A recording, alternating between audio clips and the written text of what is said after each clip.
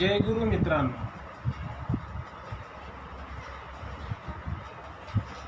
माझा आवाज येत असेल तर कृपया कमेंट बॉक्समध्ये कमेंट करा.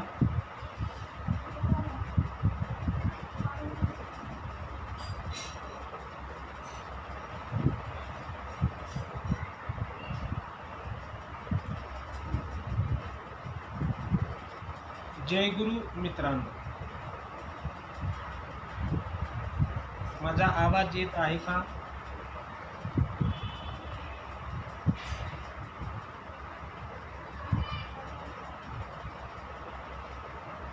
कृपया कमेंट करा कमेंट बॉक्समध्ये.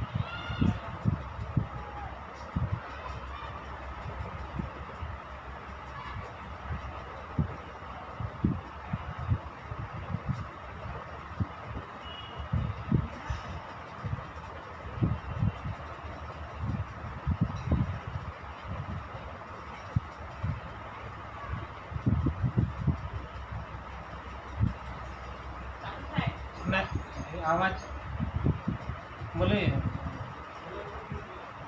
नाही, पण ते येणार नाही. बोला, तुम्ही बोला, काहीतरी दिसत नाही.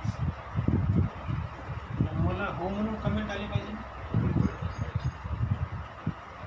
जय गुरु मित्रांनो,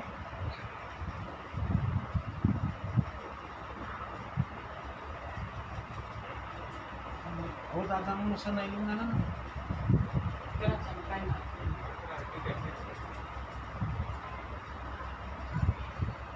हे म्हणे हो बोला, आवाज येतात असं काही बोला, त्यांना दिसत आहे. वसुदैव सुतं दैव कंस चाणूरमर्दनं देवकी परमानंदं कृष्णं वंदे जगद्गुरु. गुरुर्ब्रह्मा गुरुर्विष्णू गुरुर्देवो महेश्वरा गुरुर्साक्षात् परब्रह्म तस्मै श्री हे गुरुवे नमः. परम पूजनीय श्री गुरुदेव, मानवतेचे महान पुजारी राष्ट्रसंत तुकडोजी महाराज आज ह्या अशा कोरोनारूपी जगावरती महामारी आली आहे आणि अशा या भीषण परिस्थितीमध्ये देशामध्ये परत पुन्हा सीमावाद, नक्षलवाद आणि शेतकऱ्यांच्या आत्महत्या ह्या चर्चा सदैव वादात राहतात.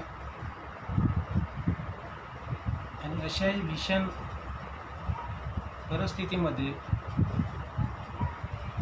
राष्ट्रसंतांचं प्रचार आणि प्रसार व्हावं आणि राष्ट्रसंतांची ग्रामगीता ही घरोघरी जावी आणि घराघरातील प्रत्येक व्यक्ती आदर्श व्हावं, याकरिता आदरणीय पुरुषोत्तमजी बैसकर दादा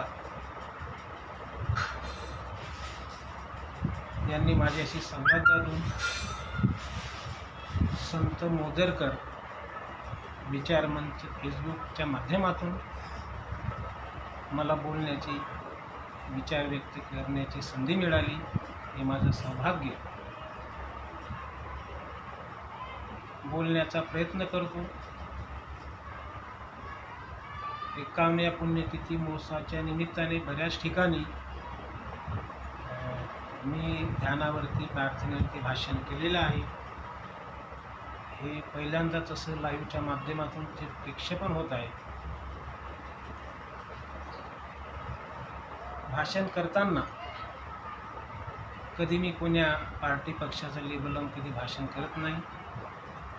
राष्ट्रसंतांचं तत्त्वज्ञानाचं काकण सदैव माझ्या हाताला बांधून राहते म्हणूनच बोलतो. कारण संत महात्म्यांनी सांगितलेलं आहे, जे जे आपणासी ठावे ते ते इतरासी सांगावे, शहाणे करून सोडावे सकळ जण. ही ग्रामगीतेची ओळी आहे. जे जे आपल्याला माहिती असेल ते ते इतरांना सांगत चला, अगदी साध्या सरळ सोप्या भाषेत. दुसरी ग्रामगीतेची ओळी आहे, की सांगणारा जर हुशार झाला आणि ऐकणारा वाया गेला, ऐसा समज ज्याने केला बुडाला तो अहंकार.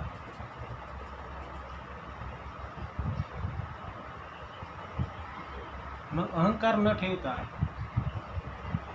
राष्ट्रसंतांच्या विचाराशी समरस होऊन राष्ट्रसंतांचे विचार एक प्रचारक नात्यानं जनसामान्यापर्यंत गेले पाहिजे या उद्देशाने मी एकदाच मोदीला गेलो आहे. त्याच्यानंतर मी अजूनपर्यंत मोदीला गेलेलो नाही. वयाची 42 वर्षे मला पूर्ण झालेली आहेत आणि आता 21 सप्टेंबरला मला 43 वर्ष पूर्ण होतील. ग्रामगीतेची ओवी आहे, पुण्यक्षेत्र पंढरपुरी बैसलो असता चंद्रभागी तिरी आणि स्फुरू लागली ऐशी अंतरी विश्वाकार वृत्ती. तेथे दृष्टांत होय अद्भुत आणि कासया करावी विश्वाची मात. प्रथम ग्रामगीताची हातात घ्यावी म्हणे. तिथे दृष्टांत होय अद्भुत म्हणजे साक्षात राष्ट्रसंतांना तिथे साक्षात्कार झाला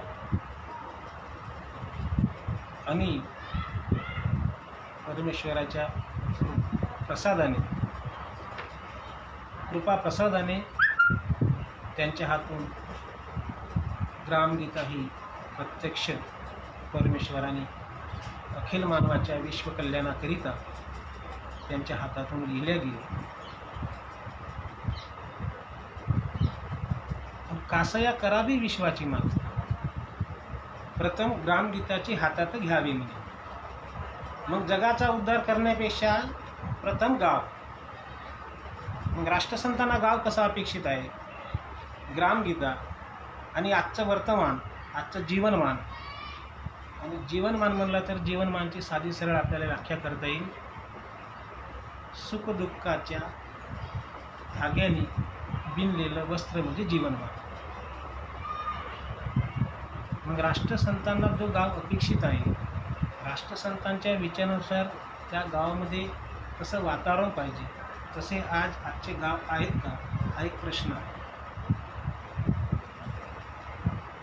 गावातील प्रथम पाया मानव वर्तन. माझं पदवीपर्यंत शिक्षण झालेलं आहे. ग्रामगीतेतून जे शिक्षण मला मिळालं ते शिक्षण मला पदवीपर्यंत कोणत्याही पुस्तकातून मिळालेलं नाही. कारण की ग्रामगीतेची ओवीच आहे, ग्रामगीता नवे पारायणासे वाचता वाट दावी जनासी आणि समूळ बदलवी जीवनासी मनी घेता अर्थ तिचा. मग ग्रामगीता ही सर्वांनी अंगीकारली पाहिजे किंवा नाही हा एक महत्त्वाचा प्रश्न आहे. इंग्रज सरकार यायच्या अगोदर प्रत्येक गाव हा स्वयंपूर्ण होता. शांती सुखाचा प्रवाह हा सदैव खेडोपाडी वाहत होता. असे स्वयंपूर्ण गाव आज दिसत नाही. तसे स्वयंपूर्ण गाव होण्याकरता गावातील कुटीर उद्योग जे आहेत, जे बलुतेदारी जी पूर्वी पद्धत होती तीच सोयीस्कर होती. आज गावचा तरुण शहराकडे वळला आहे. ती उद्योगाचं साधन नाही आणि गावामध्ये आज रान माजलेलं आहे. म्हणून राष्ट्रसंतांना अपेक्षित असणारं गाव हे कसं असायला पाहिजे आणि त्या गावात धार्मिक संस्था, राजकीय संस्था ह्या मधून गावाचं वातावरण कसं बिघडलेलं आहे हे प्रत्यक्षात आज आपल्याला चित्र दिसत आहे. कारण गाव हा महत्त्वाचा आहे. कारण गाव हा विश्वाचा नकाशा आणि गावावरूनच देशाची परीक्षा. गावाची भंकावर दशा येईल देशात. तर ग्रामोन्नतीचा पाया शिक्षण हे आधी लक्षात घ्या. मग गाव विकासाचा ग्रामोन्नतीचा पाया बेस काय आहे? शिक्षण आहे. आणि उद्याचे राष्ट्र आजची संतानं. यासाठी आदर्श पाहिजेत गुरुजन राष्ट्र निर्माण. मग ग्रामोन्नतीचा पाया शिक्षण असेल, उद्याचे राष्ट्र आजची संतान असेल, तर त्या गावातील शाळा कशी असायला पाहिजे आणि त्या शाळेचे शिक्षक कसे असायला पाहिजे, त्या शाळेची शिक्षण समिती कशी असायला पाहिजे. आज शासनाचे आदेश आहे की शिक्षक हा मुख्यालयी असायला पाहिजे, तेव्हा कुठं त्याला त्या गावाविषयी आपुलकी निर्माण होईल. पण आज शहराच्या ठिकाणी शिक्षक राहतो आणि आपली ड्युटी पार पाडून तो परत पुन्हा शहराच्या ठिकाणी येतो. अशी शिक्षणाची दैन अवस्था खेड्यामध्ये आपल्याला पाहायला मिळते. तिथेही शासनाच्या परिपत्रकानुसार शिक्षण समितीची निवड केल्या जाते. काय त्या अटी राहतात, त्या अटीनुसार ते पालक वर्गाची अध्यक्ष म्हणून असे काय निवड केल्या जाते, काही सदस्य म्हणून निवड केल्या जाते. तर त्या शिक्षणावर, त्या शाळेवर नियंत्रण ठेवणारी एक समिती, शिक्षण समिती, जेव्हा ते इलेक्शन होते तेव्हा अधिक प्रलोभने दृष्टांच्या हाती त्या पालकवर्गाला, त्या गावातील एखादी राजकीय व्यक्ती पालकवर्गाला आमिष देऊन तिथे त्या मिटिंगला बोलावल्या जाते. आणि वास्तविक ते निवडणूक नाही राहत, वास्तविक ते राजकीय निवडणूक राहते. पालकवर्गातून एक समिती गठीत करावी लागते शिक्षणाचा दर्जा सुधारावा या दृष्टीने. पात्र नसणारा व्यक्ती शिक्षण समितीचा अध्यक्ष बनतो. हे गावातील चित्र आहे. म्हणजे पात्रता, लायक, ना लायक हे लक्षात घ्या. आज ग्रामीण भागातले चित्र पाहतो मी, जो त्या अध्यक्षपदासाठी लायक राहत नाही तो व्यक्ती शिक्षण समितीचा अध्यक्ष बनते. डॉक्टर बाबासाहेब आंबेडकर म्हणायचे, शिक्षण हे वाघिणीचं दूध आहे, जो प्राशन करील तो गुरु उरल्याशिवाय राहणार. सावित्रीबाई फुलेने पहिली शाळा काढली पुण्याला, पुण्याच्या भेळेवाड्यामध्ये. डॉक्टर बाबासाहेब आंबेडकरांनी सुद्धा सांगितलं, संत गाडगे महाराजांनी सुद्धा सांगितलं की कुणी न राहावे इथे अडाणी, शिक्षण घ्यावे व्हावे ज्ञानी, मी जातीचा भोगी देवा धुईन कपडा मडलेला गोपाळ. एवढं शिक्षण जर महत्त्वाचं असेल तर त्या शिक्षण समितीचा अध्यक्ष पण तसाच असायला पाहिजे ना. एक शेळ्या राखणारा, एक म्हशी राखणारा त्या शिक्षण समितीचा अध्यक्ष बनते, अशी आजची वस्तुस्थिती आहे. दुसरी पुन्हा समिती घ्या, पाणी पुरवठा समिती. गावातील त्या पाणी पुरवठा समितीला लाखो रुपयाचा निधी येते. लाखो रुपयाचा निधी येत असल्यावर ग्रामसभेतून त्या शिक्षण समितीच्या पाणी पुरवठा समितीची निवड करायला पाहिजे. पण ते बाजूला ठेवून स्वतः सरपंच त्या समितीचा अध्यक्ष बनते आणि लाखो रुपया निधी तो गळत पडतो. असे प्रकार खेड्यापाड्यात सुरू आहे. तंटामुक्त समिती घ्या. राष्ट्रसंत ग्रामगीतेत म्हणतात, गावचा तंटा गावीच मिटे, निवडणुकीचे काम नवे खोटे, आणि गावात लंद फंद नाही खोटे, ऐसे ग्राम सुंदर. मग असे सुंदर गाव जर घडवायचे असतील आणि गावातले तंटे जर गावात मिटवायचे असतील, आदरणीय आर पाटील स्वर्गीय मंत्री यांनी तंटामुक्त समिती सुरू केली. त्या तंटामुक्ती समितीचा अध्यक्ष ग्रामसभेत आपले असे व्यसनाधीन लोक काही त्यांना वगैरे आमिष देऊन तिथे आणतो आणि ग्रामसभेत त्याचा तो विजयी होतो आणि तो तंटामुक्तीचा अध्यक्ष बनतो. अशी आज समिती आपल्याला पाहायला मिळत आहे. दुसरी पुन्हा समिती घ्या, गावाच्या बेसवरती सांगितलं आहोत. आरोग्य समिती. ग्रामसभेतून ती आरोग्य समिती गठीत करावं लागतं. प्रायमरी हेल्थ सेंटर, प्राथमिक स्वास्थ्य केंद्र. प्राथमिक स्वास्थ्य केंद्रामध्ये आरोग्य समिती गठीत करावा लागते. ती ग्रामसभेतून किंवा सरपंच हा आपल्या विश्वासातील माणसं तिथे पाठवतो आणि ती समिती गठीत होते. आता आरोग्य समिती म्हटल्यावर ज्यांचं आरोग्य चांगलं आहे, ज्यांची दिनचर्या चांगली आहे, त्या व्यक्तींची तिथं निवड व्हायला पाहिजे. मग अशा व्यक्तींची तिथं निवड होते का? राष्ट्रसंतांचं तत्त्वज्ञान काय सांगते का? ग्रामोन्नतीचा पाया शिक्षण, गाव कसं असायला पाहिजे, मग ही आरोग्य समिती कशी असायला पाहिजे. जो एक वेळ खोकलतो ना, त्याचा 10 मिनिट खोकला थांबत नाही असा व्यक्ती तिथे आरोग्य समितीचा अध्यक्ष बनतो. मग त्या समितीतून गावच्या तरुण मुलांनी काय आदर्श घ्यावा. दुसरी समिती घ्या, हनुमान मंदिर पंच कमिटी. असं गावखेड्यामध्ये राजकारण आहे आणि ह्या राजकारण असं चालल्यामुळे एक सज्जन व्यक्तींची कशी निराशा होते याचं प्रत्यक्ष चित्र आज खेड्यापाड्यात पाहायला मिळतं. त्या हनुमान मंदिराचा अध्यक्ष ज्या व्यक्तीला हनुमान चालिसा समजतो, ज्या व्यक्तीला हनुमानविषयी आदरता आहे, आपुलकी आहे किंवा जो धार्मिक आहे, अशाच व्यक्तीची त्या हनुमान मंदिराच्या पंच कमिटीचा अध्यक्ष झाला पाहिजे. त्या हनुमान मंदिराचा पंच कमिटीचा अध्यक्ष हा असाच राजकीय विश्वासातला माणूस बनविला जाते. कारण एकीकडे बोलल्या जात आहे का अयोध्याला जर राम मंदिर होईल तर त्या राम मंदिराच्या पुजाऱ्याची भरती निघेल का? राष्ट्रसंत मंदिराविषयी ग्रामगीते सांगतात, असो सर्वाचे मंदिर, ब्राह्मण असो अथवा महार, जो शुद्ध करी आचार त्यासी अधिकार मंदिराचा. मग ह्या ओवीला अनुसरून मग त्या हनुमान मंदिर पंचकमिटीचा अध्यक्ष बनते का? आज गावखेड्यामध्ये चित्र आहे, जो 10 दिवस आंघोळ करत नाही, ज्याची दिनचर्या आदर्श राहत नाही, ज्याला हनुमान चालिसा माहीत राहत नाही, ज्याला हनुमान चालिसा माहीत राहत असा व्यक्ती त्या हनुमान मंदिर पंच कमिटीचा अध्यक्ष बनतो. असे विदारक चित्र आज खेड्यामध्ये पाहायला मिळते. अशी भयावह परिस्थिती आज खेड्यापाड्यामध्ये. मग शांती सुखाचा प्रवाह खेड्यात व्हायला पाहिजे. प्रत्येक गाव हा भगवान कृष्णासारखा स्वयंपूर्ण झाला पाहिजे, भगवान कृष्णाच्या गोकुळासारखा स्वयंपूर्ण असला पाहिजे. मग असा गाव राष्ट्रसंतांना अपेक्षित आहे. आज असं चित्र दिसत नाही. त्यासाठी लाख बोलक्यावनी थोर आणि एकची माझा कर्तबगार, हे वचन पाळून सुंदर ग्राम सुधारावे कार्य आहे. मग तो एकची कर्तबगार माझा कोणता? मी पोस्ट केली होती फेसबुकवर. तो एकची कर्तबगार म्हणजे जो आत्मोन्नतीसाठी ज्याची तळमळ आहे, जो आत्मोन्नतीसाठी तळमळ करून आपलं जीवन कार्यकर्ता वाहतो, तो कर्तबगार. हे आधी लक्षात घ्या.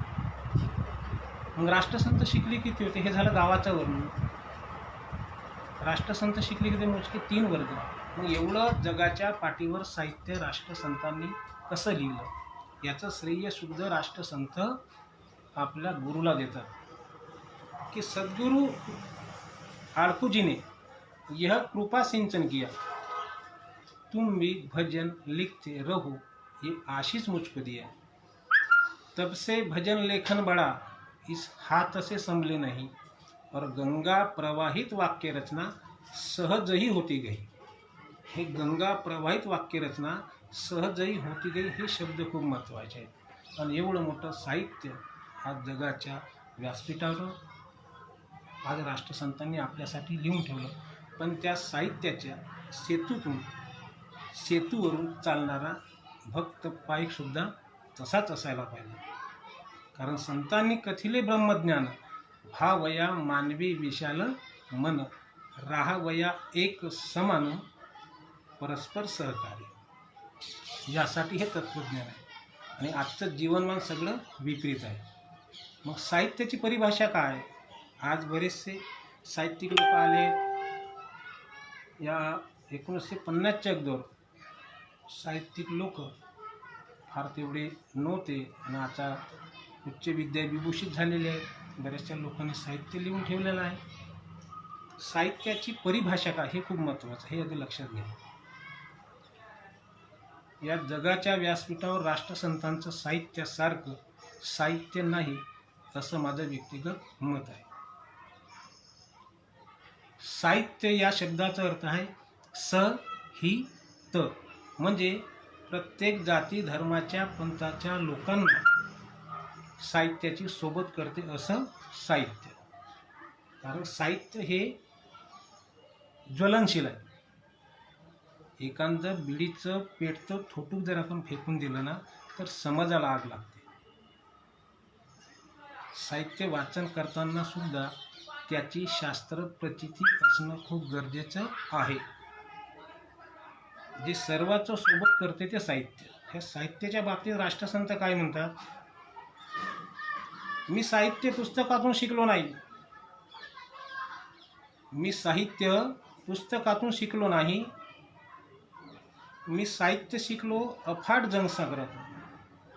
हृदयाच्या गाभाऱ्यातून आंतरिक उच्चंबळीतून मी साहित्य शिकलो. साहित्याची परिभाषा मला ह्या अफाट जनसागरात मिळाली असं राष्ट्रसंतांचं म्हणणं आहे. किती वर्ष जरी होईल तरी राष्ट्रसंतांचं साहित्य हे सगळ्या लोकांनी अंगीकार करतील असंच साहित्य आहे. समाजाला कधी आग लागणार नाही, सगळ्यांची सोबत करेल हे साहित्य. पण त्या साहित्यामधून काय घ्यायचं आहे काय नाही घ्यायचं हे बुद्धी सामर्थ्याने आपल्याला ओळखावं लागते. कारण की ग्रामगीता एकच लिहिली राष्ट्रसंतांनी, पण विचार मांडणारे आत्मसात करणारे आज भिन्न भिन्न लोक आपल्याला दिसत आहेत. मग त्यांचे भजनं घ्या, लहर की बरखा आणि ग्रामगीता. साहित्य भंडारातील कोहिनूर म्हणजे ग्रामगीता. मी ग्रामगीतेवर भर देऊन सांगत आहोत. ग्रामगीतेचं तत्त्वज्ञान आणि आजचं जीवनज्ञान हाच विषय मला मोजरकर दादा पुरुषोत्तम बैसकर दादांनी मला दिला आहे. त्याच विषयावर मी बोलतो. ग्रामगीता सकाळी झोपून उठल्यापासून रात्री झोपेपर्यंत तुम्हाला ग्रामगीता कामी पडेल. गर्भसंस्कारापासून तर मृत्यू संस्कारापर्यंत तुम्हाला ग्रामगीता कामी पडेल. राष्ट्रसंतांचं साहित्य कधीही कालबाह्य होणार नाही किंवा रामायण महाभारत सुद्धा काल्पनिक नाही, हे सुद्धा आवर्जून लक्षात घेण्यासारखं आहे.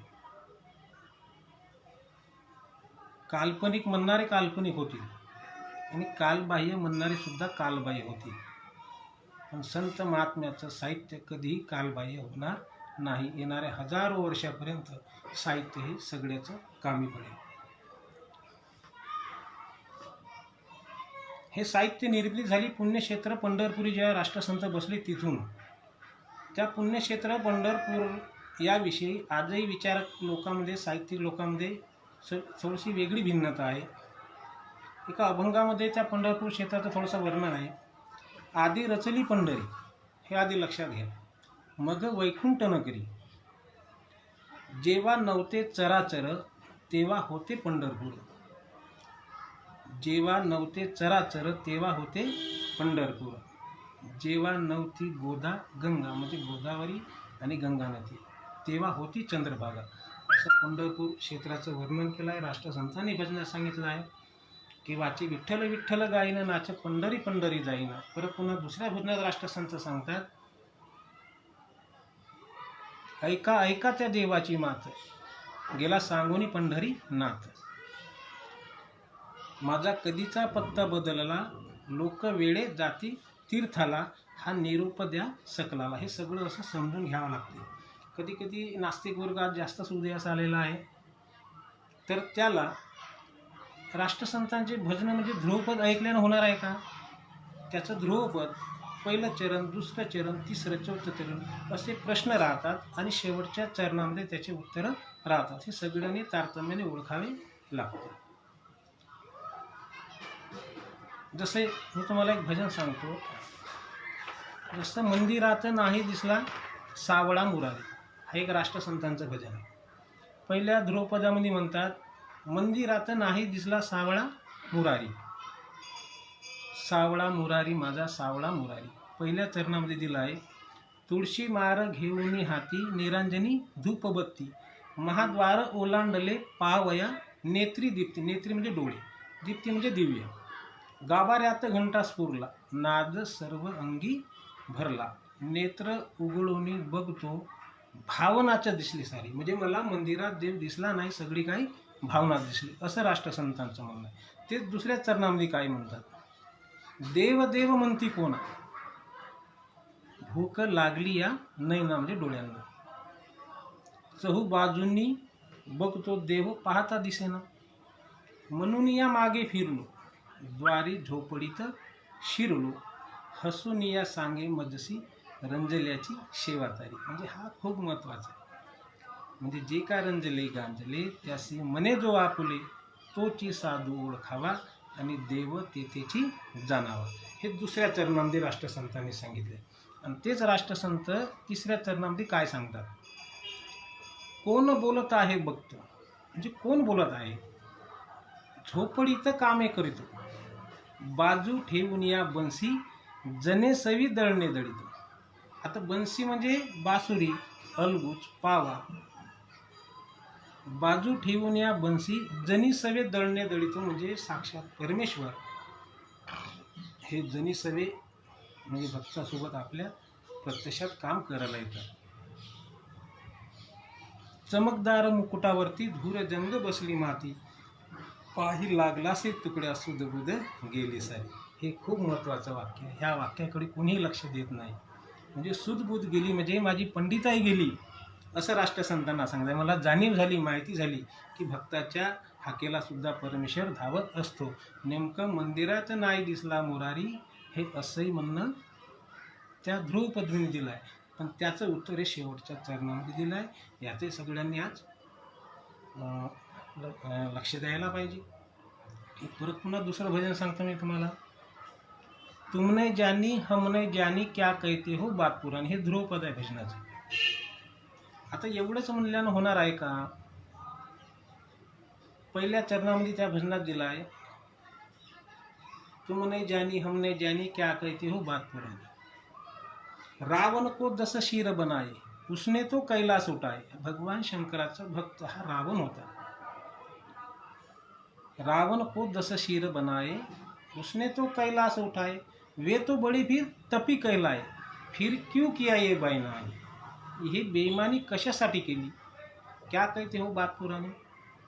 दुसऱ्या कडव्यात दिला आहे, कुंभकर्ण जब के सोया था, नाक में उसके गदा गया था, समंदर में जब स्नान किया था, कंबर तक ही था सब पानी. हा कडवा पा हे तिथं दिलाय त्या भजनात. तुमने जानी हमने जानी. शेवटच्या कडव्यामध्ये दिलाय चरणामध्ये, इससे सिद्ध यही होता है. हे ऐकण्यासारखं आहे. म्हणजे हे मी यासाठी सांगतो का प्रत्यक्षात लोकांपर्यंत माहिती झाली पाहिजे राष्ट्रसंतांचं तत्त्वज्ञान नेमकं काय आहे. आज बरेचसे म्हणजे राष्ट्रसंत हिंदू धर्मविरोधी होते का असा यात प्रश्न उद्भवतो. शेवटच्या चरणामध्ये राष्ट्रसंत सांगतात, इससे सिद्ध यही होता है भक्त कभी राक्षस बनता है. त्या रावणाने एवढी भक्ती केली होती, त्याचे वडील ब्राह्मण होते, आई राक्षस होती. भगवान शंकर प्रसन्न झाले होते. याचं सुद्धा वर्णन राष्ट्रसंतांनी ग्रामगीतेत केलं आहे. इससे सिद्ध यही होता है भक्त कभी राक्षस बनता है, जब वो सावध नहीं रहता है, तुकड्या कहे रखो याद कहाणी. ही कहाणी लक्षात ठेवा. ही कहाणी लक्षात ठेवणं अत्यंत गरजेचं आहे. रामायण महाभारत हे काल्पनिक नाही, हे लक्षात ठेवा. कारण की रावणे कला संपादिली, देव देवता प्रसन्न केली आणि आपली शक्ती वाढवून घेतली कलाकुसरीने. आपली शक्ती कलाकुसरीने रावणाने वाढवून घेतली आहे. परी ती पचविता नाही आली. वासना उपभोगाची वृत्ती वाढली, अहंकार. आज अहंकार झाल्यामुळे वासनेची वृत्ती त्याच्यामध्ये वाढली. मग कलेवान कोण होता? आज एकीकडे असं बोलल्या जात आहे, भक्त हा अंधभक्त असतो. विचार करण्याचा प्रश्न आहे. माझ्याही मनात एक प्रश्न आहे, तर अभ्यासक हा अभ्यासात परिपूर्ण असतो का? माझ्या मते ज्ञानाचा सागर हा अथांग आहे. ज्ञानामध्ये परिपूर्ण कोणी नाही. आजपर्यंत जे भक्त झाले, एक रामायणातलं उदाहरण सांगतो. तोची कला बिभीषण शिकला. तोची कला बिभीषण शिकला, राम नामे रंगुनी गेला. राम धावूनी घरी आला, सौख्य दिले अंतर्बाह्य. रावणाची लंका जाळली पण बिभीषणाचं घर नाही जळालं. हे भक्ताचं रक्षण या पद्धतीनं म्हणजे अप्रत्यक्षरित्या प्रत्यक्षरित्या आपल्याला ओळखावं लागते. तर हे भजनाचं असं दिलेलं आहे. तर हे आपल्याला सुद्धा तारतम्याने ओळखावे लागते. आज ह्या अशाही परिस्थितीमध्ये या चळवळीतून बरीचशी डिमांड राष्ट्रसंतांना भारतरत्न मिळालं पाहिजे अशी मागणी होत आहे. मी सुद्धा या मागणीचं समर्थन करतो. पण माझ्याही मनात एक प्रश्न येत राहते, मरणोत्तर भारतरत्न मिळालं आहे डॉक्टर बाबासाहेब आंबेडकर, परत पुन्हा बरीचशी यादी आहे भारतरत्नांची. काही हयात असताना त्यांना भारतरत्न मिळालं आहे. राष्ट्रसंत हयात असताना त्यांच्यासोबत जी मंडळी होती त्यांचं कार्य बघून सरकारला त्यावेळेस जाग आणण्याकरता राष्ट्रसंतांचा कार्याचा पाठपुरावा केला का नाही, हा एक प्रश्न महत्त्वाचा आहे. आज राष्ट्रसंतांना भारतरत्न दिलं पाहिजे, पण कधी कधी ज्या ज्या लोकांना भारतरत्न ही पदवी मिळाली त्यांचं नाव पाहून असं वाटते का राष्ट्रसंतांना त्यांच्या बैठकीत बसावं नाही, असाही प्रश्न उद्भवतो. एवढं मोठं जगाच्या पाठीवर राष्ट्रसंतांच्या एका भजनाने, माझं गाव आहे जांभूळघाट तालुकाची, एका भजनाने या देशात क्रांती झाली, हे लक्षात घ्या. 1942ला चिमूरला क्रांती झाली राष्ट्रसंतांच्या भजनाने. अब काहे को धूम मचाते हो दुखवा कर भारत सारे, आते हैं नाथ हमारे, झाड़ झड़ूले शस्त्र बनेंगे, भक्त बनेंगे सेना, पत्थर सारे बाम बनेंगे, नाव लगेगी किनारे, आते हैं नाथ हमारे, अब काहे को धूम मचाते हो दुखवा कर भारत सारे. ह्या एका भजनाने चिमूरची जनता पेटून उठली आणि इंग्रज सरकारला सळो की पळो करून सोडलं आणि इंग्रज सरकारला हादरवून टाकलं. हे यूट्यूबवर आपल्याला आजही व्हिडिओ पाहायला मिळते. देशातील पहिलं स्वातंत्र्य गाव आहे चिमूर.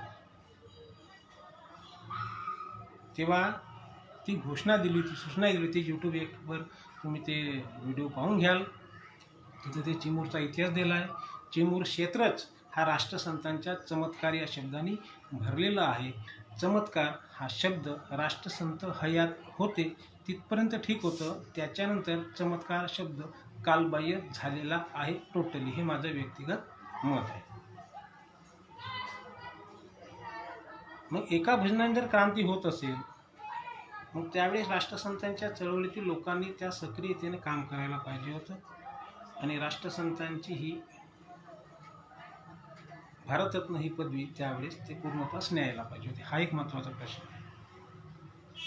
राष्ट्रसंतांच्या नजरेतून एकही बाब सुटलेली नाही, हे ग्रामगीतेचा अभ्यास केल्यानंतर माझ्या लक्षात आलं. राष्ट्रसंत ग्रामगीतेत सांगतात, प्रथम पाया मानव वर्तन, मनुष्य निरोगी सात्विक असावा, त्याला व्यसनाचा उपद्रव नसावा, त्याचा व्यवहार त्रासदायी न व्हावा कोणासही. मनुष्य निरोगी सात्विक असावा, त्याला व्यसनाचा उपद्रव नसावा. आज व्यसनाने बरबटलेले लोक जिकडे तिकडे आपल्याला पाहायला मिळतात. मला टीका टिप्पणी म्हणून करायचं नाही, जे वास्तविकता आहे ते वास्तविकता ह्या संत मोजरकर फेसबुक पेजच्या माध्यमातून मला ती वास्तविकता सांगायची आहे. व्यसनाने बरबटलेले लोक भरपूर मिळतात. आज खेडोपाडी लई व्यसनाधीनता वाढली आहे. तरुण मुलंसुद्धा त्या व्यसनाकडे असे आकृष्ट झालेले आहेत. आज ध्यान प्रार्थना होत असेल तर त्या ध्यान प्रार्थनेमध्ये सुद्धा तरुण मुलगा हा दिसत नाही. तरुण असोनी रक्त न उसळे नवजवान तुझ्या मनात असे, राष्ट्रसंत भजनात म्हणतात. किंवा उद्योगी तरुण वीर शीलवान दिसू दे, दे वरची असादे, असं राष्ट्रसंत ईश्वराला वर म्हणतात. आजचा तरुण उद्योगी नाही, वीरही नाही, शीलवान नाही, तर व्यसनाधीन आहे. फक्त कपड्याने थाटमाटाने छान राहतो. निर्व्यसनी असावा, निरोगी सात्विक असावा. आज हे असं चित्र आज तरुण मुलांचं दिसत नाही. उद्योगी तरुण वीर शीलवान दिसत. एवढं जरी आजच्या तरुण मुलाला जरी समजलं ना, तरी कोणताही सुशिक्षित मुलगा हा नोकरीच्या मागे धावणार नाही, हे माझं व्यक्तिगत मत आहे. हाती उद्योगाचे साधन मुखी रामनाम चिंतन, हाच धर्म असे मान गावकरी लोकांचा. हाती उद्योगाचे साधन जर राहिले तर त्याची शहराकडे वाटचाल कधी होणार नाही. एमटी माइंड रिकामं मने भूताचा कारखाना आहे. आणि या प्रकृतीचा नियम आहे. श्रमा वाचून कधीही कुठेही सुख समाधानाची रेलचेल होत नाही. समा वाचून सुख समाधानाची जर रेलचेल झाली तर भूताचा नंगानाच सुरू होईल. आज काम करण्याची लाज तरुण वर्गाला वाटत आहे. मग सळसळत्या रक्ताचे तरुण जर गावात तयार व्हायचे असतील तर राष्ट्रसंतांच्या ग्रामगीतेचा अभ्यास करून जो तरुण समोर येईल तो खरा तरुण, एक आदर्श व्यक्ती त्या गावाला मिळाल्याशिवाय राहणार नाही. PhD झालेला तरुण जर चपरासी पदासाठी जर अर्ज करत असेल तर त्याला नेमकं काय समजलं, हा एक महत्त्वाचा प्रश्न आहे. काम करण्याची लाज. राष्ट्रसंत ग्रामगीतेत सांगतात, भगवान श्रीकृष्ण सिद्ध केले उच्चिष्ट काढून, ओळली ढोरे विठ्ठले. राजसूय यज्ञामध्ये भगवान कृष्णाने सुद्धा उष्टी पत्रावळी विठ्ठलाचं काम केलेलं आहे. विठ्ठलाने सुद्धा ढोरे ओढलेली आहेत. कामाची लाज कधी बाळगली नाही पाहिजे, हे खूप महत्त्वाचे आहे. काम करावे सगळ्यांनी, काम करावे सगळ्यांनी, हे खूप महत्त्वाचे आहे. सगळ्यांनी जर आपापल्या पद्धतीने काम जर हातात घेतले तर एक गावामध्ये एक स्वर्ग निर्माण होईल. आणि निश्चितच आज एक आरोप म्हणून नाही, या फायनान्स कंपन्या ज्या दिसत आहेत, हे फायनान्स कंपन्याचे तरुण मुलं वेगवेगळे आमिष दाखवून त्या शेतकरी वर्गाला तुम्हाला आम्ही लोन देऊ, तो शेतकरी वर्ग त्याकडे आकृष्ट होतो आणि त्याचा व्याजदर जास्त असल्यामुळे आज शेतकऱ्याला आत्महत्याच्या पाळी येत आहे. त्या अर्पण पत्रिकेमध्ये ते सांगतात राष्ट्रसंत, अर्पण पत्रिका आहे ग्रामगीतेची, काही ग्रामगीता शेतकऱ्या वाहिल्या. सर्व ग्रामासी सुखी करावे, अन्न वस्त्र पात्रादी द्यावे, परी स्वतः दुःखची भोगावी, भूषण तुझे ग्राम राखे. कष्ट करुणी महाल बांधसी, पुरी झोपडी नाही नेटकेशी, अन स्वातंत्र्याकरिता उडी घेशी, मजा भोगती इतरची. हा इतरची शब्द खूप महत्त्वाचा आहे. म्हणजे राष्ट्रसंत नेमकं संत महात्मे अप्रत्यक्षरित्या असं म्हणजे ते दिशा दर्शवतात, ते आपल्याला ओळखावं लागते. जसं संत महंतांनी कथन केले, त्याचे विपर्यास पुढे झाले आणि मानवात खंड पाडले ह्या धूर्त पाखंडाने. नेमकं हे धूर्त पाखंडी कोण आहे हे सुद्धा आपल्याला आज ओळखणं खूप गरजेचं आहे. तर धूर्त पाखंडी आणि इतरची हे जेव्हा प्रत्यक्षात याची सांगड प्रत्येक तरुण वर्गाला, राष्ट्रसंतांच्या चळवळीत व्यक्तीला हे जेव्हा समजून येईल तेव्हा कुठे एक नव्याने पावलं उचलून काहीतरी एक चळवळ सक्सेस होईल किंवा राष्ट्रसंतांचे स्वप्न पूर्णत्वात जायला काही हरकत नाही, असं माझं मत आहे. त्यासाठी प्रचारक खूप महत्त्वाचा आहे. मनुष्य निरोगी सात्विक असावा आणि त्याला व्यसनाचा उपद्रव नसावा. पण आजचा निरोगी आणि सात्विक हे दोन शब्द जर लक्षात घेतले आणि ग्रामगीतेचं आचरण जर आपण लक्षात आणलं तर त्या पद्धतीने वागला तर ठीक. पण आज मला चित्र दिसत आहे, जसं ही टोपी आहे आता राष्ट्रसंतांचं म्हणणं आहे, माझं नाही. आणि गुरुदेव शेवामठच्या बाबतीत राष्ट्रसंतांचं काय म्हणणं आहे मी तेच सांगतो. एक प्रश्न करण्यात आला राष्ट्रसंतांना का ही टोपी कशासाठी दिली. एक विनोदाचा भाग आहे हा, का मी जे दिलेलं तत्त्वज्ञान आहे ते तत्त्वज्ञान ह्या म्हणजे भक्तांच्या डोक्यातून उडून जाऊ नये यासाठी मी ही टोपी दिलेली आहे, असं राष्ट्रसंतांचं म्हणणं आहे. आज ध्यान प्रार्थना झाला किंवा ध्यान प्रार्थना झाल्याबरोबरच वेगळ्या विषयाची चर्चा होते किंवा शक्यतो असा प्रत्यक्षात आरोप नाही, व्यसनाकडे वळलेले लोकसुद्धा मला ध्यान प्रार्थनेमध्ये दिसत आहेत. तर नेमकं त्यांच्यापासून काय आदर्श घ्यावा. इतर धर्मियांना, इतर चळवळींना, इतर पंथीय लोकांना राष्ट्रसंतांचं तत्त्वज्ञान ज्यांनी अंगीकारलं आहे त्यांची दिनचर्या बघून, त्यांची जीवनमान बघून इतरांना हेवा वाटला पाहिजे, असं व्यक्तिमत्व राष्ट्रसंतांच्या चळवळीतून, ग्रामगीतेतून उदयास येणारे व्यक्ती दिसतील. तसे व्यक्ती त्यांचे आचरण जर केले, कारण भक्ति क्या करते हो, भक्ति में भी धोखा है, बिना आचरण चरित्र पावे सारी भक्ति धोखा है. कारण चरित्र भारत का आहे धन, और विशाल भारत का आहे मन. आज राष्ट्रसंतांच्या नजरेतून एकही बाब सुटलेली नाही. गाव, शहर, देशाभिमान आणि भक्ती एकीकडे राष्ट्रसंत सांगतात, जसं गुरुदेव सेवा मंडळाच्या बाबतीत राष्ट्रसंतांनी सांगितलं आहे. हे सगळ्यांना माहिती झालं पाहिजे या फेसबुक पेजच्या माध्यमातून. राष्ट्रसंत म्हणतात, गुरुदेव सेवा मंडळ माझे माझा संप्रदाय नाही, तर गुरुदेव सेवा मंडळ हे एक व्रत आहे. गुरुदेव सेवा मंडळ म्हणजे माझ्या बाप दाद्याची दौलत नाही, सारी जनता त्याची वारस आहे. हा शब्द खूप महत्त्वाचा आहे, हे लक्षात घ्या. या पृथ्वीवरचा प्रत्येक व्यक्ती गुरुदेव सेवा मंडळाचा वारस आहे. सारी जनता त्याची वारस आहे. मानवाची निस्वार्थ सेवा करण्याची धडाडी ज्याच्या ठाई आहे, तो गुरुदेव सेवा मंडळाचा सदस्य आहे. मग गुरुदेव सेवा मंडळ म्हणजे सेवा हा शब्द काढला म्हणजे गुरुदेव मंडळच शब्द होईल डायरेक्ट. सेवा हा शब्द कालबाह्य झाला का असा एक प्रश्न आहे. कारण तिथून जो व्यक्ती तयार होतो तो प्रचारक म्हणून दरवर्षी 5 ते 10 त्या गुरुदेव सेवा मंडळातून तयार झाले पाहिजे. आज प्रचारक तयार होतील, कारण बदलेगा भौर जमाना तब पंथ पडेगे नाना, कोही किसी का ज्ञान सुनेंगे जी, अब आई विपद बडी भारी. अशी आज वेळ आलेली आहे. त्याच्यामुळे दुनियाभराचे पंथ झाले आहे.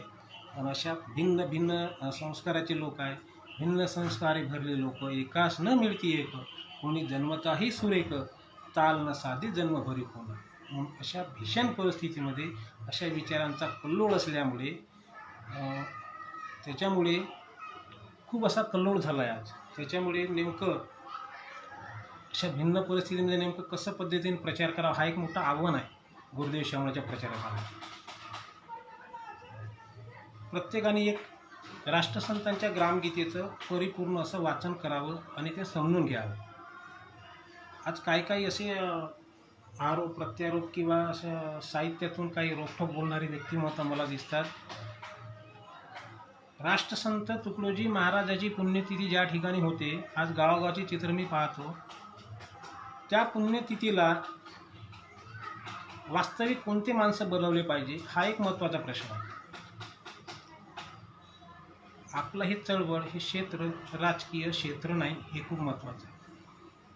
पण राजकीय क्षेत्रातून आपल्याला काहीतरी मिळावं, एखादा आमदार खासदार दिलेला तिथे आपल्याला काहीतरी निधी मिळेल, ह्या उद्देशाने बऱ्याचशा ठिकाणी गुरुदेव सेवा मंडळ काही हाल वगैरे असं तसं करण्याचे प्रकार घडतात.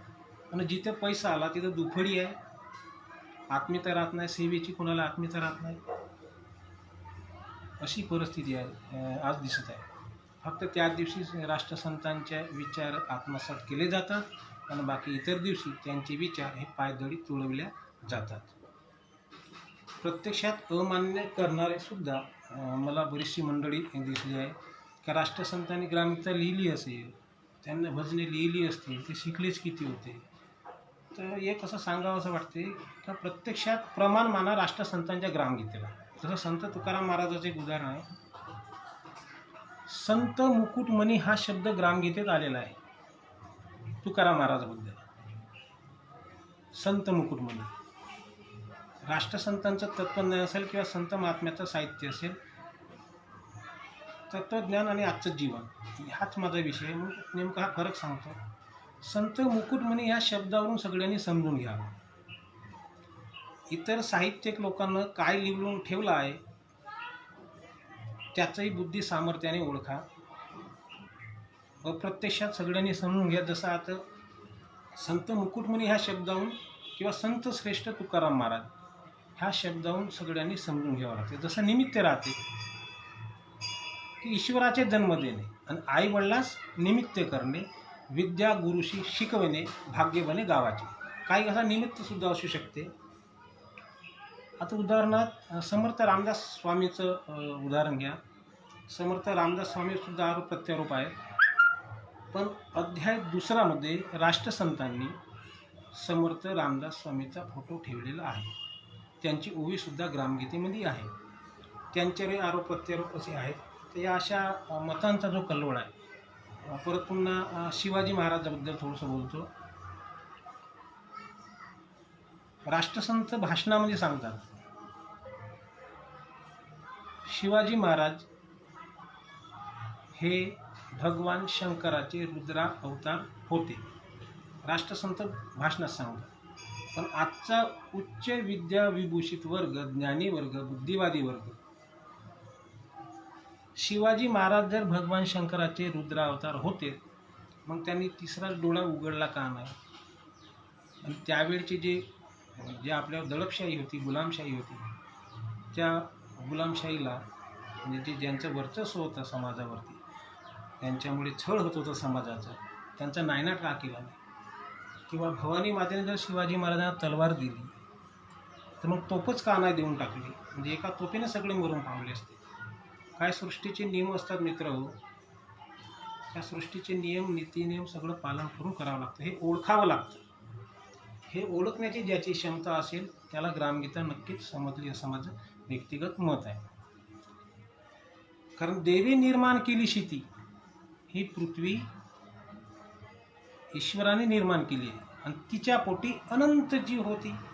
न करवे करावे तिची गणती गणित मार्गाने. हा गणित शास्त्राने प्रश्न सुटत नाही, हे खूप महत्त्वाचं आहे.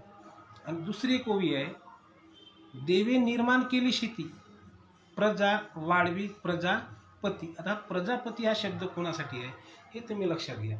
प्रजापती म्हणजे साक्षात ब्रह्मदेव यांनी सृष्टी निर्माण केली असं त्याचा अर्थ होते. मानव समाज राहावया सुस्थिती, धर्म सकळाने विधीला. हे खूप महत्त्वाचं आहे.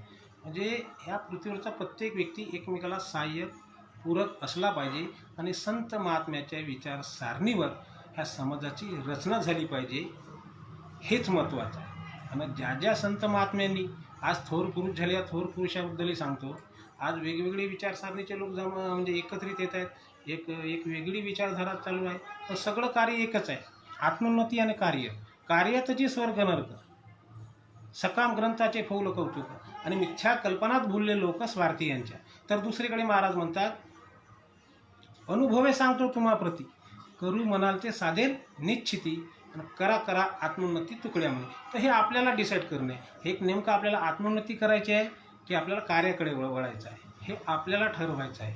ह्या दोनमधून जो तरला समजावतो गुरुदेव शिवामंडळचा सच्चा सेवक आहे. कारण की सच्चे सेवक बनेंगे हम जब आज़ादी को पाएंगे आणि घर घर में आबादी देकर रामराज्य कहलाएंगे. ग्राम राज्याची रामराज्य हे महत्त्वाचं आहे. राम झालेच नाही, काल्पनिक अशा तशा ह्या खूप गोष्टी आज विचारांचा कल्लोळ आहे. त्याच्यामुळे एक सांगावंसं वाटतं का ग्रामगीतेला प्रमाण माना. ग्रामगीतेत एक ओवी ब्रह्मास्त्र आहे. मी हे पोस्ट टाकली होती फेसबुकवर. पण त्या ओवीचा वापर करणारे तुम्ही लक्ष्मण की इंद्रजित हे तुमच्यावर अवलंबून आहे. एक ओवीवरून आपण एक असं लेखसुद्धा पुस्तक वगैरे लिहू शकतो. एक आदर्श व्यक्ती तयार झाल्याशिवाय राहणार नाही ग्रामगीतेत, असं माझं मत आहे. पण ते ग्रामगीतात आचरणात आणणं खूप गरजेचं आहे. आणि गावचे राज्य गावच करी, कोणाचीच न चाले हुशारी, आमचे आम्ही सर्व तो परी नांदू गावी. ही एवढी ओवी जर समजली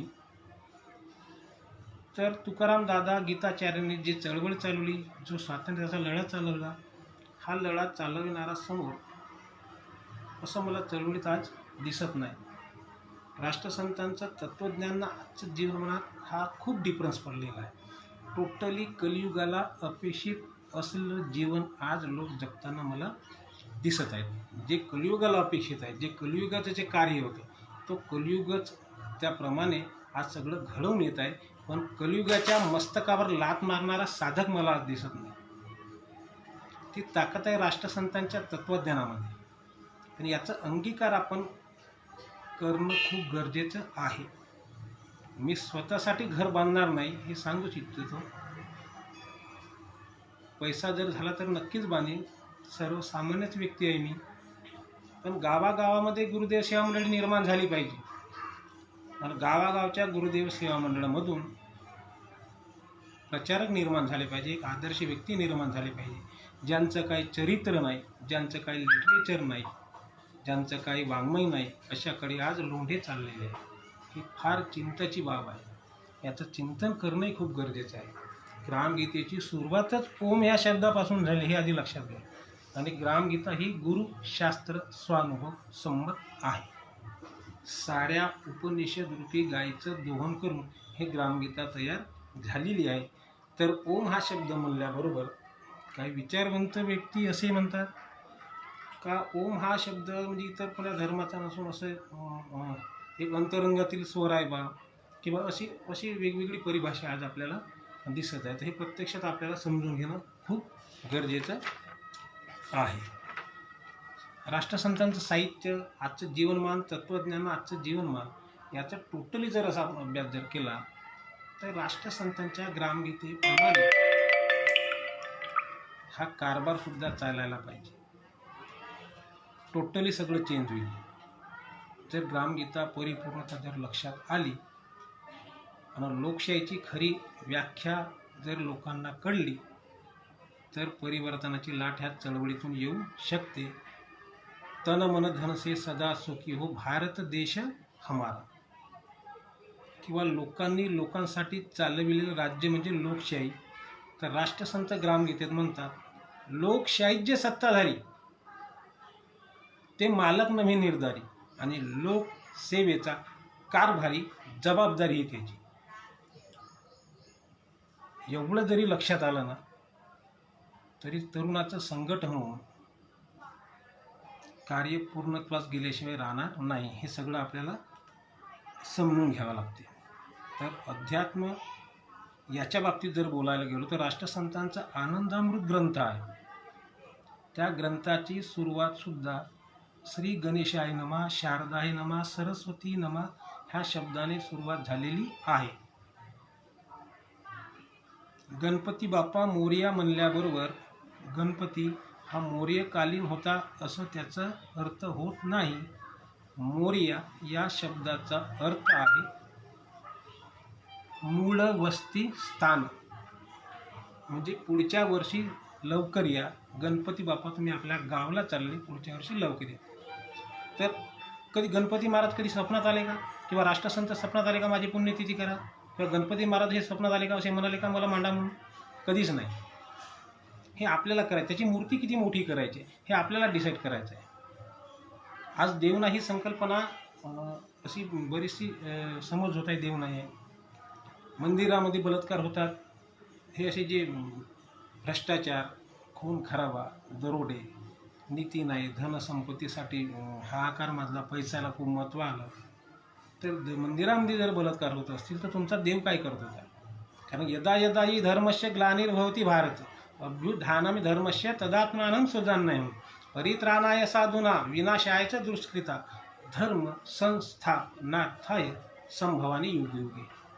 मग जेव्हा जेव्हा धर्माला ग्लानी होते, जेव्हा जेव्हा या पृथ्वीवर अंधकार मासतो, जेव्हा जेव्हा धर्माचा ऱ्हास होते, तेव्हा तेव्हा मी उदयास येतो, तेव्हा तेव्हा माझा जन्म होते, असं भगवान कृष्ण भगवद्गीतेत सांगतात. मग तू देव काय करत होता रे त्या मंदिरामध्ये, जेव्हा तुझ्या नजरेसमोर बलात्कार होतात, खून खराब होतो, भ्रष्टाचार होतो, सगळ्या गोष्टी अन्याय अत्याचार घडतो, दम्म मत्सर घडतो, तू काय करत होता? याबद्दल राष्ट्रसंत ग्रामगीतेत सांगतात. ग्रामगीतेची उभी आहे. ईश्वरे जग केले निर्माण, त्यांचे कार्य अजूनही अपूर्ण, हे आपणा परिभावया पूर्ण सद्बुद्धी दिली मानव. मग बलात्कार करण्यासाठी सद्बुद्धी दिली का? भ्रष्टाचार करण्यासाठी सद्बुद्धी दिली का? भावबंदकीमध्ये वादविवाद करण्यासाठी सद्बुद्धी दिली का? भ्रष्टाचार करण्यासाठी सद्बुद्धी दिली का? इतर धर्मावर टीका करण्यासाठी सद्बुद्धी दिली का? का छळता दुसऱ्या धर्मा का यात मिळे प्रभू प्रेमा. धर्माची व्याख्या सुद्धा बदलून टाकली लोकांनी. धर्मात नाही हिंदू मुसलमान, धर्मात नाही पारसी ख्रिश्चन, धर्मात नाही शीख जैन पाहता मुडी. लोक धर्माची व्याख्या विसरले, धर्मे हिंदू मुसलमान झाले, मूळचे मानवपणही आपले हरवले. प्रथमतः मानवता हे खूप महत्वाचं आहे. तर ही मानवता ज्यांनी लक्षात आणली तर या पृथ्वीवर स्वर्ग निर्माण झाल्याशिवाय राहणार नाही. कारण की है प्रार्थना गुरुदेव से यह स्वर्ग सम संसार हो न अति उच्चतम जीवन बने परमार्थमय व्यवहार हो. आणि एक परत पुन्हा दुसरा आहे, है प्रार्थना गुरुदेव से यह स्वर्ग सम संसार हो. हा संसार स्वर्गासारखा झाला पाहिजे. अति उच्चतम जीवन बने परमार्थमय व्यवहार हो. परमार्थमय व्यवहार नाही आणि हा संसारात स्वर्गासारखा नाही. गुरुदेव ऐसी हो दया जग का अंधेरा दूर हो. सतधर्म सूरज की प्रभा से दम्भ सारे चूर हो. अध्यात्म और विज्ञान के सहयोग से सब हो सुखी. सहयोग समता से ही सृष्टी करी हम स्वर्ग की नाही. हे सगळे लक्षात घ्या. स्वर्ग सी हा शब्द तिथे टाका. कारण पृथ्वीला आपल्याला स्वर्गासारखं करायचं आहे. बरेचसे वक्ते बरेचसे विचारवंत मंडळी मी पाहतो तिथं की हा शब्द टाकलेला आहे. चुकीनं शब्द टाईप झाला असेल तो, तिथं सी हा शब्द पाहिजे. मग स्वर्ग करणं कुणाच्या हातात आहे? देवाच्या हातात आहे का? हे आपल्या हातात आहे. आज हेकड बोलणाऱ्या लोकांची संख्या भरपूर वाढत आहे. म्हणून राष्ट्रसंत हेकड बोला म्हणतात का? स्वर्ग नरक की खिडकी हे जीवा, हे आधी लक्षात घ्या. शब्द हे तुलून वापरावं लागतात. राष्ट्रसंत आपल्या परिचयात सांगतात, मुर्दे जगादू शब्दों से, शब्द मेरे पास है होता अशुभ का रास है. मेरे लिए नहीं साक्ष्य है, मैं साक्षी का भी साक्ष्य हूँ. सर्वत्र हूँ सर्वज्ञ हूँ. मैं मजदूर हूँ भगवान का, संदेश सुनाने आया हूँ. कुछ लाया हूँ कुछ ले जाऊंगा, दोनों काम सजाया हूँ. एवढं राष्ट्रसंत आपल्या परिचयामध्ये सांगतात. तरी राष्ट्रसंत शिकलेच किती होते. राष्ट्रसंतांनी चमत्कार नाही केले. वेळ प्रसंगानुसार त्यांनी चमत्कार सुद्धा केले. राष्ट्रसंतांवर विचार ठेवून राष्ट्रसंतांच्या विचारांसारशी समरस होऊन जीवनाची जर वाटचाल झाली, एक नवा स्वर्ग निर्माण झाल्याशिवाय राहणार नाही. हे मला आज या ठिकाणी सांगायचं आहे. त्यासाठी गुरुदेव की महिमा न्यारी हे लक्षात घ्या. ना जडबुद्धी चेतन करणारी. मग दिनचर्या आदर्श नाही. मग सकाळी आपण उठतो का? ब्राह्म्य मुहूर्तावर उठणं गरजेचं आहे. ब्राह्म्य मुहूर्तावर उठणं गरजेचं असताना सुद्धा ज्यावेळेस ओजोन व्हायचा थर जास्त राहतो त्यावेळेस आपण उठत नाही. नित्यनियमाने व्यायाम करत नाही, नित्यनियमाने वाचन करत नाही, चिंतन करत नाही. त्याच्यामुळे आज असं ही अशी परिस्थिती दिसत आहे. आज चीनकडून जी घुसखोरी होत आहे ही सांगण्याची वेळ आलेली आहे. आज दिलदार केले दिलदार हेम, दुश्मन केले तलवार हेम.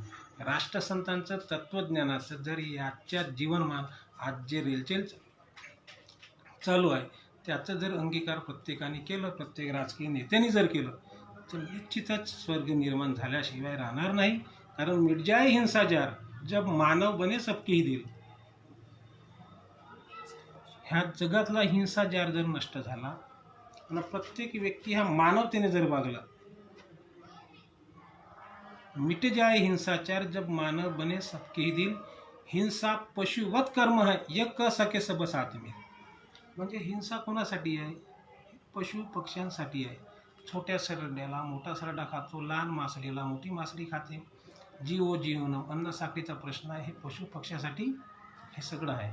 मिट जाए हिंसाचार जब मानव बने सबके दिल. हिंसा पशुवत कर्म है ये क सके सब साथ में. ऐसा अनुग्रह हो घर घर में सभी साधू संत का. ही शिकवण प्रत्येकाच्या घराघरामध्ये रुजली पाहिजे. तभी शांती होगी विश्व में तुकड्या कहे पथ अंत का. हा विनाशाचा मार्ग रोखल्याशिवाय राहणार नाही. वेळ संपत आलेली आहे. माझ्या बोलण्यातून काही चूक वगैरे झाली असेल तर मला माफ करावं. राष्ट्रसंतांचं तत्त्वज्ञानाचा अंगीकार करून आपल्याने तुम्ही सर्वांनी आपल्या जीवनाची वाटचाल करावी व माझी लायकी पात्रता समजून आदरणीय पुरुषोत्तमजी बैसकर दादा यांनी मला संधी दिली हे माझं मी भाग्य समजतो. आणि मला विचार मांडण्याची अशी लॉकडाऊनच्या परिस्थितीमध्ये फेसबुकच्या माध्यमातून मी आपले विचार मांडलेले आहेत हे मी धन्य समजतो. व या माझ्या बोलण्यातून काही अनावधानाने शब्द निघाले असेल तर सगळ्यांची माफी मागतो. आणि हे माझे आजच्या विषयाचे तत्त्वज्ञान आणि आजचं जीवनमान ह्याविषयी मी इथेच थांबवतो व सर्वांची रजा घेतो. जय गुरु मित्रांनो.